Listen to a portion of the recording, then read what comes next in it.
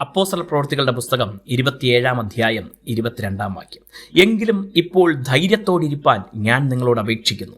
കപ്പലിന് അല്ലാതെ നിങ്ങളിൽ ആരുടെയും പ്രാണന് ഹാനി വരികയില്ല. മിക്കവാറും എല്ലാ ദിവസങ്ങളിലും നാം യാത്ര ചെയ്യാറുണ്ട്. വേഗതയുടെ ആധുനിക ലോകത്ത് എത്രയും വേഗം ലക്ഷ്യസ്ഥാനങ്ങളിൽ എത്താനുള്ള ബദ്ധപ്പാട് നമുക്കെല്ലാം ഉണ്ട്. എന്നാൽ യാത്രകളിൽ അപകടങ്ങൾ പതിയിരിക്കുന്നു എന്നതൊരു യാഥാർത്ഥ്യമാകയാൽ സൂക്ഷിച്ച് യാത്ര ചെയ്യാൻ നാം ശ്രദ്ധിക്കുകയും മറ്റുള്ളവരെ ഉപദേശിക്കുകയും ചെയ്യും.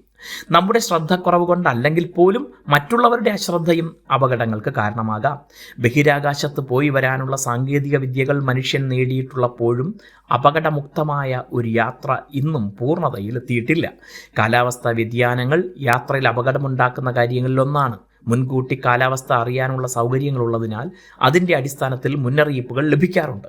എന്നാൽ ഒഴിവാക്കാമെങ്കിലും ചിലർ മുന്നറിയിപ്പുകൾ അവഗണിച്ച് ചെന്ന് അപകടത്തിൽ ചാടാറുണ്ട്.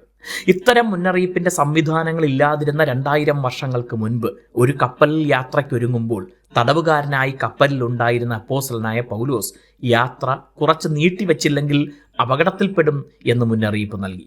ദൈവത്തിന്റെ ദാസനായ പൗലോസിന് പരിശുദ്ധാത്മാവ് നൽകിയ ആലോചനയുടെ അടിസ്ഥാനത്തിലാണ് ഈ മുന്നറിയിപ്പ് നൽകുന്നത്. എന്നാൽ കപ്പിത്താനും കപ്പലുടമയ്ക്കും അത് അംഗീകരിക്കാനായില്ല.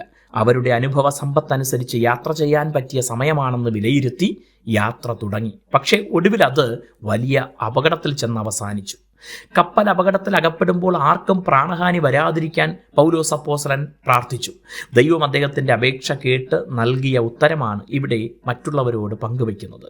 മുന്നറിയിപ്പുകൾ അവഗണിച്ചാൽ പ്രാണൻ അപകടത്തിലാകാം. എങ്കിലും നമുക്ക് നിയന്ത്രണമില്ലാത്ത വിഷയങ്ങളിൽ ജീവന് ആപത്ത് വരാതിരിക്കാൻ ദൈവത്തോട് അപേക്ഷിക്കാനേ നമുക്കാവൂ. ദൈവം ഏവരുടെയും ജീവനെ പരിപാലിക്കട്ടെ. ദൈവം നമ്മെ അനുഗ്രഹിക്കട്ടെ.